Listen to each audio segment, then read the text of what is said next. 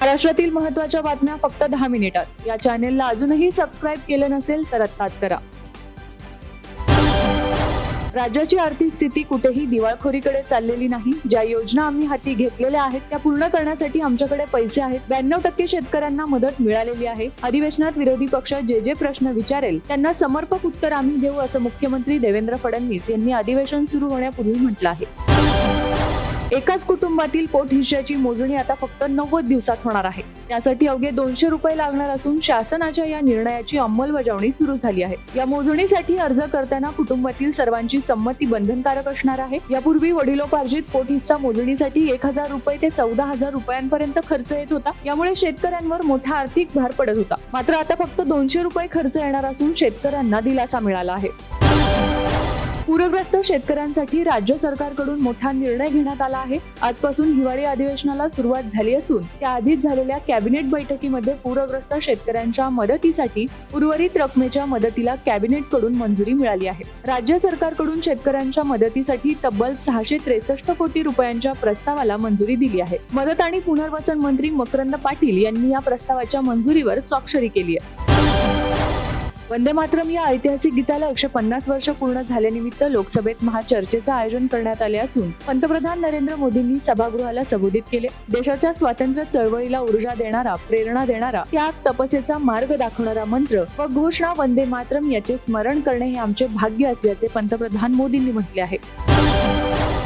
मुंबईकरांसाठी आनंदाची बातमी आहे। लवकरच मुंबईत स्वयंचलित दरवाजे असलेल्या नॉन एसी लोकल धावणार आहे। भारतीय रेल्वेने यासाठी मोठं पाऊल उचलले असून स्वयंचलित दरवाजे असलेल्या नॉन एसी लोकल विकसित करण्याचे आदेश दिले आहेत।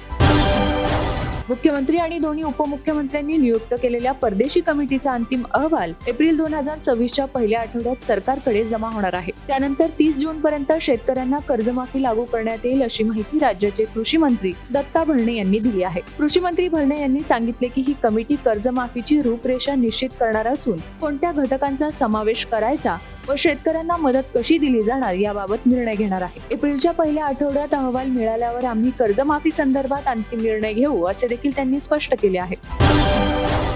पान मसाला आणि सिगारेटवर आता अतिरिक्त कर लादण्याचा निर्णय सरकारने घेतला आहे। नव्या विधेयकानुसार या करातून मिळणारा निधी राष्ट्रीय सुरक्षेसाठी वापरला जाणार आहे। त्यामुळे पान मसाला आणि तंबाखूजन्य उत्पादने महाग होणार आहेत। ही माहिती लोकसभेत अर्थमंत्री निर्मला सीतारामन यांनी दिली आहे। राष्ट्रवादी काँग्रेस पार्टीच्या खासदार सुप्रिया सुळे यांनी संसदेत राईट टू डिस्कनेक्ट बिल 2025 हे सादर केलं आहे। त्यामध्ये एम्प्लॉई वेलफेअर अथॉरिटी तयार करण्याचा प्रस्ताव आहे। यामुळे प्रत्येक कर्मचाऱ्याला कामाच्या वेळेनंतर व सुट्टीच्या दिवशी कामाशी संबंधित टेलिफोन कॉल आणि ईमेल पासून डिस्कनेक्ट होण्याचा अधिकार देता येईल। हे विधेयक खासगी सदस्य बिल म्हणून मांडण्यात आलं आहे। हे विधेयक पास झाले तर कर्मचाऱ्यांना कामाच्या वेळेव्यतिरिक्त आणि कामाशी संबंधित सर्व बाबींसाठी कॉल आणि ईमेलला उत्तर देण्यास नकार देण्याचा अधिकार मिळेल।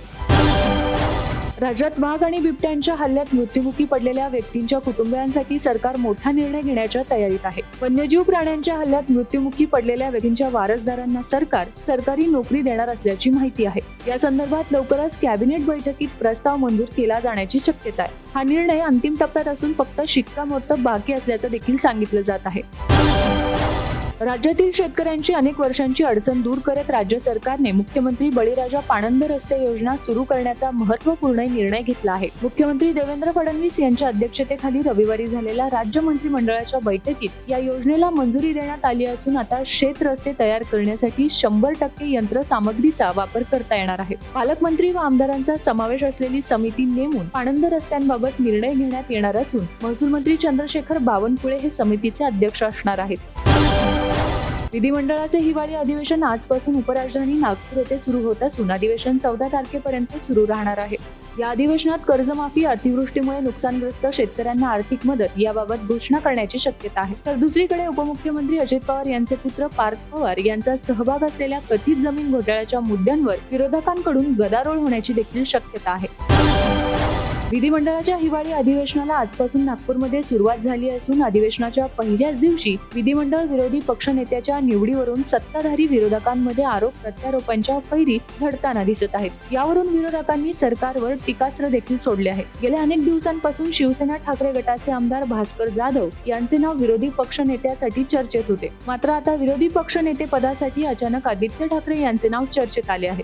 उद्धव ठाकरे स्वतः आदित्य ठाकरेंना हे पद मिळावे यासाठी प्रयत्न करत आहेत. त्यासाठी ते मुख्यमंत्री देवेंद्र फडणवीस यांची भेट घेणार असल्याचं देखील बोललं जात आहे. कोल्हापूर शहरात उच्च न्यायालयाच्या आदेशानुसार अतिक्रमण हटवा मोहीम सुरू करण्यात आली आहे. महापालिका आणि पोलीस दलाने संयुक्तपणे सर्किट बेंच ते जयंती नाला परिसरातील अतिक्रमणं हटवली आहेत. या मार्गावर अनेकांनी अनधिकृतपणे थाटलेली हॉटेल्स आणि दुकाने हटवण्यात आली आहेत. न्यायालयाने या मार्गावरील अतिक्रमण काढण्याचे निर्देश दिले होते. सुप्रीम कोर्टाच्या निकालानुसार राज्यातील नगर परिषद आणि नगर पंचायतींच्या निवडणुकीचा निकाल 21 डिसेंबरला जाहीर होणार आहे. या दिवशी महाराष्ट्र लोकसेवा आयोगाकडून गट ब सेवा संयुक्त पूर्व परीक्षा घेण्यात येणार होती. मात्र निवडणुकीचा निकाल 21 डिसेंबरला घोषित होत असल्याने एमपीएससी कडून परीक्षेच्या तारखेत बदल करण्यात आला आहे. आता गट ब संयुक्त पूर्व परीक्षा 4 जानेवारीला होणार आहे, तर गट क पूर्व परीक्षा 12 जानेवारीला होणार आहे.